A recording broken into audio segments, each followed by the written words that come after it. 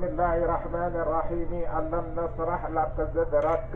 ووضعنا عنك وزرك الذي أنقض ظهرك ورفعنا لك ذكرك فإن مع العسر يسرا إن مع العسر يسرا فإذا فرغت فانصب إلى ربك فارغب. ñu musloo ci seytaane julli ci sang-sang yi dañuy nuyu assistance bi ñëpp commencer par le sous-préfet de l'arrondissement de Koki ak délégation bi mu àndal nuyu le maire de la commune ak cabinet ak conseil yëpp nuyu chef de village collectif bi ak ñi fi nekk ñëpp représenté chef de village nuyu kilifa diine yi ak kilifa aada yi nuyu aussi équipe cadre district nga xam ne médecin chef moo leen yabal nuyu suñu mbokku CDS yi nga xam ne si dañu bàyyi seen yitte ñëw wuy si ñu nuyu jigéen ñi GPF yi nga xam ne ku nekk xam na seen taxawaay nuyu équipe poste de santé bi nga xam ne si depuis le 12 novembre 2018 ak tey ñoo ngi liggéeyandoo ak ñoom liggéey bu am solo waaye dañuy jëlaat lépp rek tegaat ko loxo suñu sëriñ suñu xarit suñu kilifa sëriñ Ibrahima Mbaye di ko wax macha allah ñaani ñu ngi koy gis Mbaye yaaram yàlla na fi yàgg lool te wér dëgg yàlla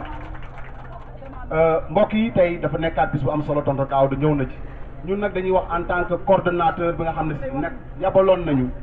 ñu doon dox diggante li nga xam ne si mooy li tax ambulance bi fi mu déparé ba egsi tey foofu la ñuy waxee waaye dañuy tàmbalee rek gërëmaat suñu nijaay bi nga xam ne si keroog bi ñu boole ak moom ci wàllu liggéey bi ba tey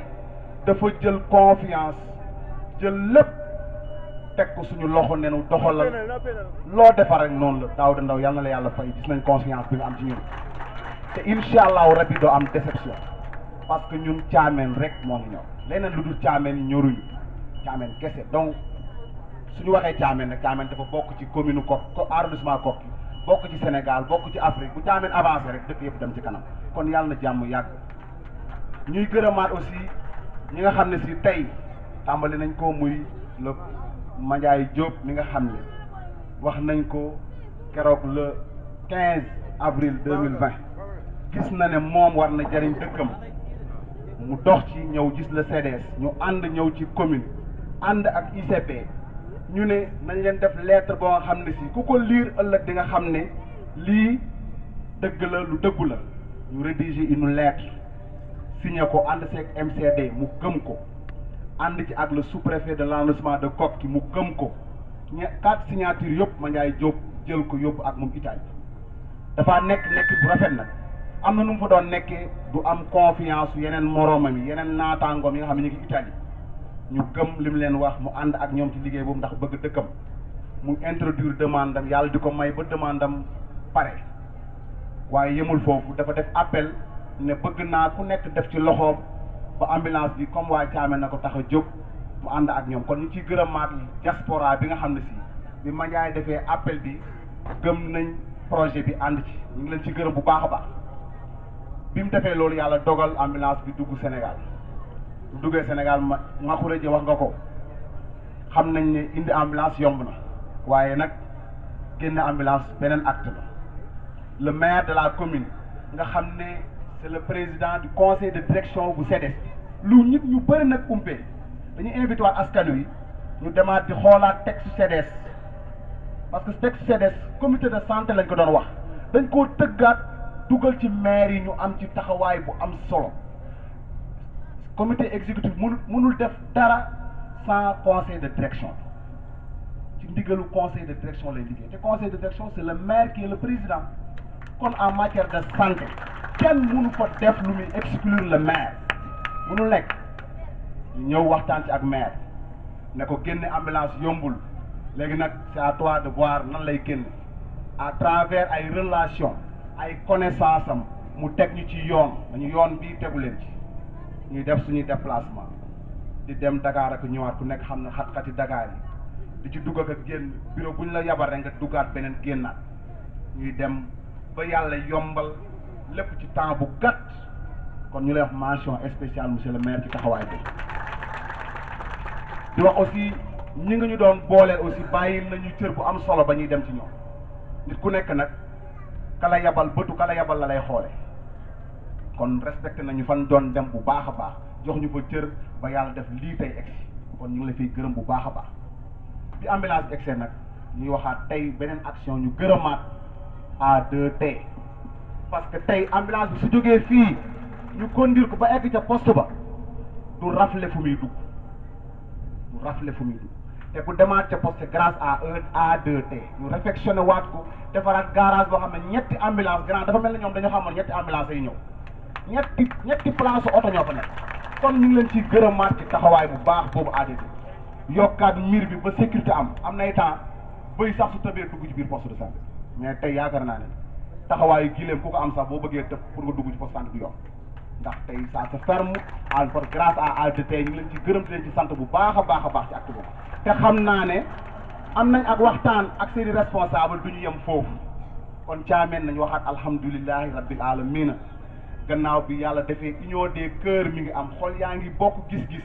li des rek mooy ñu jëf ndànk am li nga xam ne si mooy le développement émergence kon ci kàddu yooyu daal la ñu amoon xam naa wax ji gudd na sori na waaye lépp contentement la ñu ngi leen di santaat di leen gërëm di leen wax CDS bi biñ ko installé le 12 novembre 2018 objectif bi mu amoon mooy wàññi souffrance su population wu Thiamène te ci loolu la ñuy dox incha allahu rabbi ba baa suñu mandat di jeex ñu dem jubluwaat ci yeneen kon ñu ngi joxaat rendez-vous rek ci développement Thiamène Allah jaaraama on jaaraama. laa hawla wala quwwata illa billah. assalaamu aleykum wa rahmatullahi taala wa barakaatu. ñu ngi leen di nuyu ci turu Mandiaye Diop di ci jiital sous-préfet ak ñi mu àndal di ci jiital monsieur le maire mi nga xam ne moom la fi yàlla teg tam tegoo ko te nangu ko ñun ñëpp nu nekk di ko ñaanal liggéey bi nga xam ne moom la jublu lépp loo ci xale doomu aadama yi tax mu di ko ci def yàlla na ko ci yàlla jàppale ci ñun ñëpp ndax loolu rek mooy suñu sax ñun ñëpp. Mandiaye nag lii du betteel ci moom ñu ngi koy sant di ko ci gërëm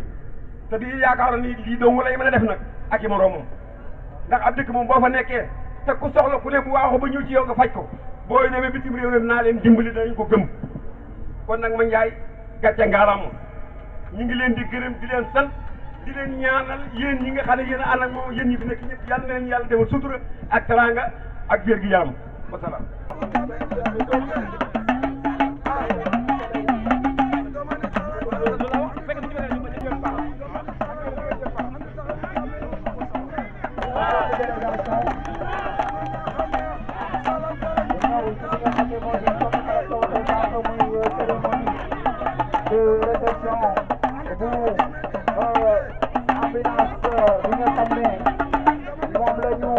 Amical Zensa Pagamento bu nekk Italie ci turu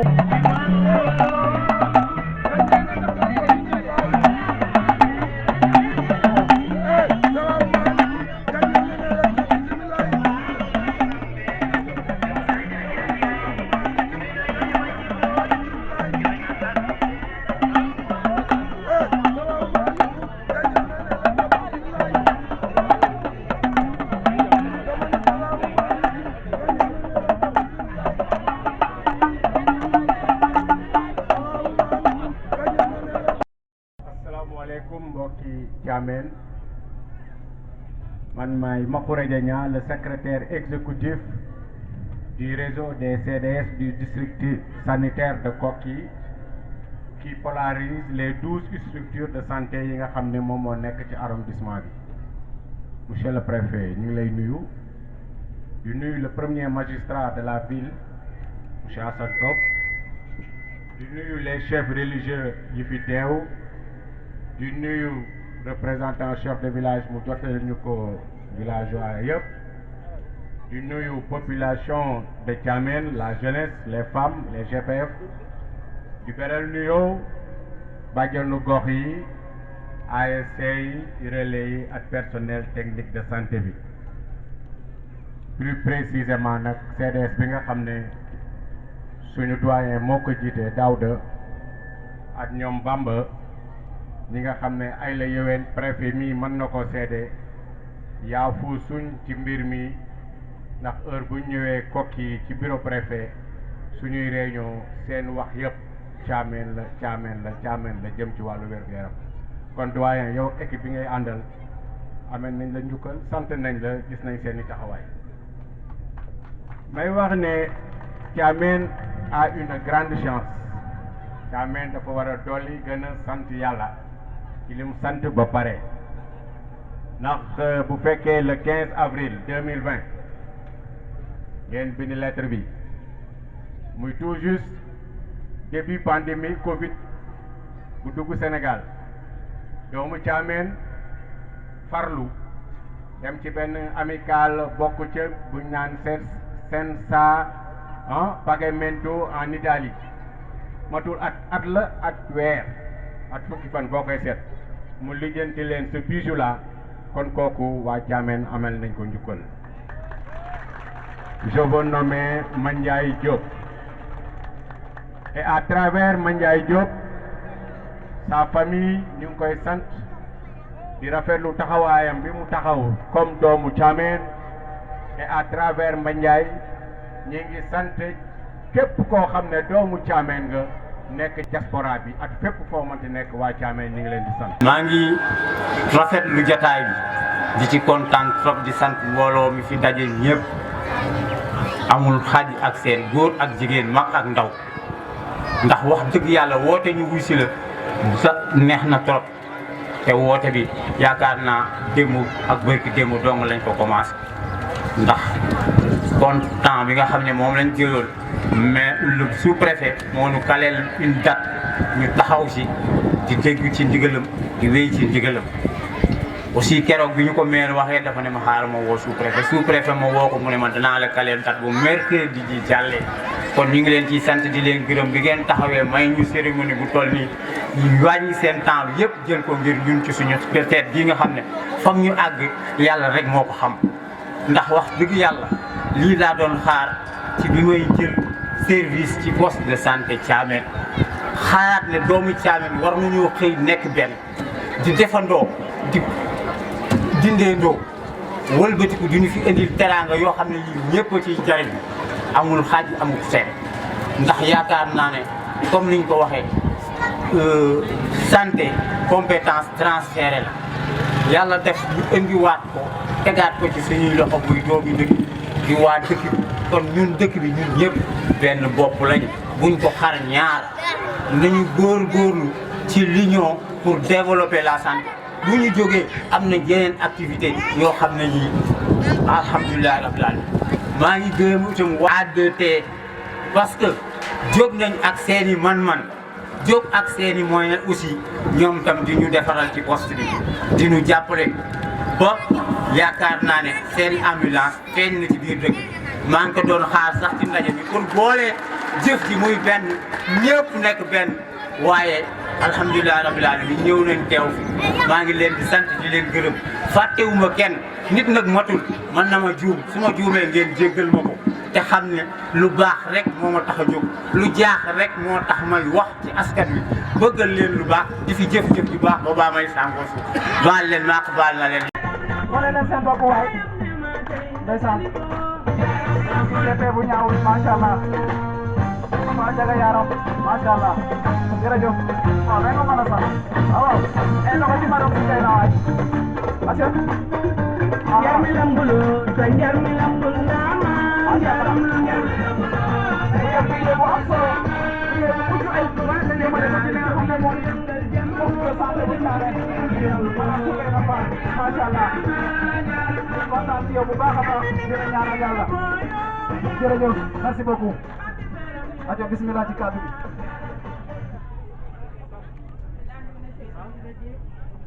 bismillahi rahmani rahim maa ngi sant yàlla bu baax ci bi mu defee bis bi ñëw maa ngi jiital ci sama nuyoo monsieur le sous-préfet di nuyu monsieur le maire ak cabinet chef de village yi fi teew yëpp maa ngi leen di nuyu l'association ADT maa ngi koy nuyu di nuyu jeunes yi GPF fi relais yi nga xam ne ñooy jàpp ci liggéey bi tey nag moo fi toogee damay wax ci turu médecin chef du district bu Koki docteur El Hadj Malick Diouf di ko mention spéciale wax dëgg yàlla ñi ma jiitu wax nañ jéego yi nga xam def na ko fi ba ambulance bi ñëw. Thiamène dafa nekk loo xam dafa nekk maanaam bu nee district bu Koki Thiamène moom mooy xol bi ndax population bi sànq wax nañ ko si lu ëpp 16000 habitants kon Thiamène du lu tuuti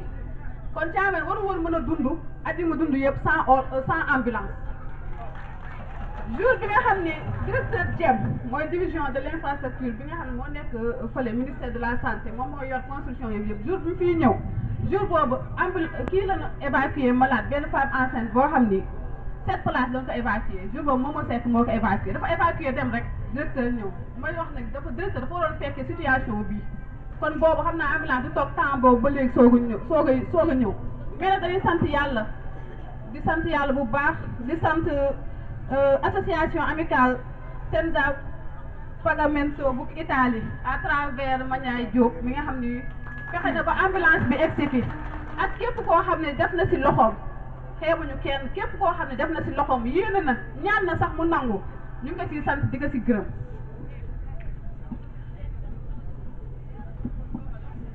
di sant aussi CDS bi wax dëgg yàlla taxawaayam rafet na. di sant monsieur le maire jéego yi nga xam ne def na ko fii ba nga xam ne ambulance bi yombal nañ ko temps bi mu waroon def pour génn gàttal nañ ko ba mu mën see jot di sant aussi tamit ADT comme ni ko Bamba waxee ambulance fi mu nekk nii pare na am na fu mu nekk te bu njëkk ba sécurité boobu amul woon kon nag dañ leen si sant di leen si gërëm comme ni ko waxee tamit booloo mooy doole lii dañ ko waroon njëkkee peut-être dañ gisoon nañu bunt bi mais caabi ji moo ñu réeroon comme for nañ caabi na nañ ko téye bu baax nga xam ne fii ñu teg suñu tànk bu ñu reculer mukk incha allah Thiamène te kanam rek ndax nee nañ santé compétence transférée la compétence transférée mooy la du docteur bi rek moo yor santé askan bi aussi dafa war a jël en charge santé mooy lan mooy lii benn si lii mooy ambulance bi nga xam ne fexe nañ ba mu ñëw ci Thiamène kon nag damay sant ñëpp di gërëm ñëpp. auzu billahi mina shaytaani rajim bismillahi rahmani rahim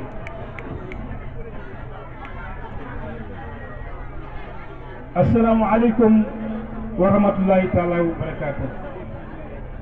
alhamdulillahi rabbil alamin alhamdulillahi rabbil alamin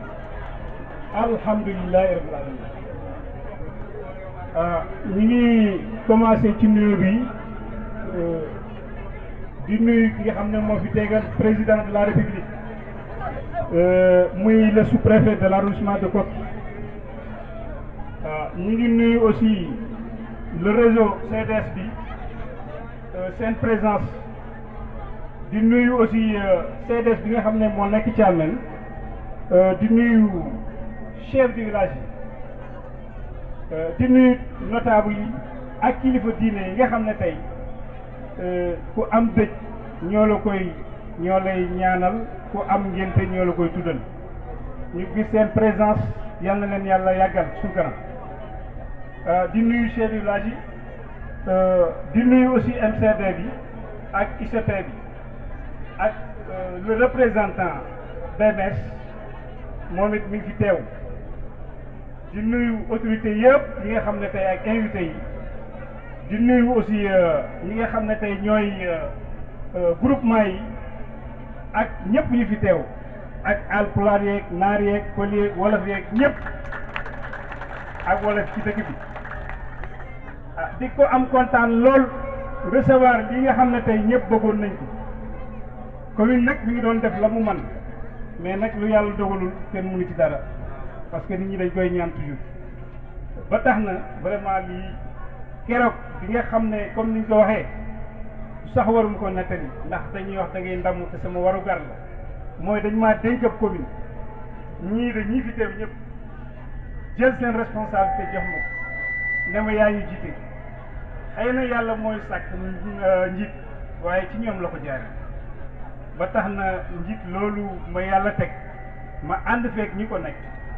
ñu góorgóorlu ba keroog bi ñëwee sama bureau daaw da ndaw dafa ñëw sama bureau ànd ak Bamba Ba ak ma Ndiaye ne ñun kat dañoo am benn ambulance boo xam ne bii dañ cee waxtaanoon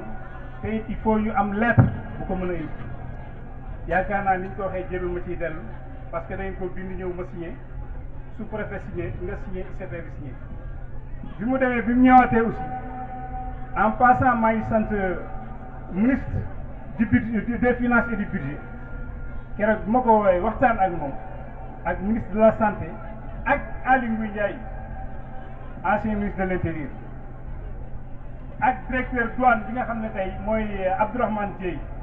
ma xam ko bu yàgg ñu boole ma ak moom bi ma demee yaakaar naa exonération bi amul problème bi ñu bindee lettre dañ ne il faut ñu bind benn lettre pour que teg ko seen loxo parce que loolu mooy firndeel ne ambulance bi jaar na ci yoon parce que fi mu déparé ba fi mu ñëwee jaar na ci yoon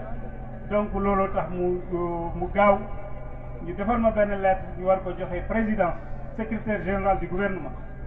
moom it matriculation bi ci war a def moom moo koy def yaakaar naa ko am dossier bi am nga ko kon buñ nee lii fii la jógee lii fa la jógee Thiamène la jëm kooku ñu ngi sant ñëpp di leen gërëm ñi ci jàpp surtout Mandiaye Diop bi nga xam ne effort bi mu ci def tey ñu bëri ñu ngi fi wax dëgg yàlla ñu def yeneen effort waaye nag ñun effort bi dañ ko téye en main parce que loo xam ne li dañ ko yàgg bëgg amee ko ci moom kon dañ koy sant di ko gërëm yàlla na ko yàlla yàggal di sant it vraiment autorités yi nga xam ne bi ñu demee ba nga xam ne bi loolu am na ñu jàpp ci ñooñu sant nañ leen gërëm nañ. asalaamaaleykum wa rahmatullahi wa barakaatuhu. auzu billahi mina sheytaani rajim bismillahi rahmaani rahim. rabbi israh li sadri wa yassir li amri wahlul uqdatan min lisani yafqahu qawli. yéen ñëpp maa ngi leen nuyu seen tur ak seen sant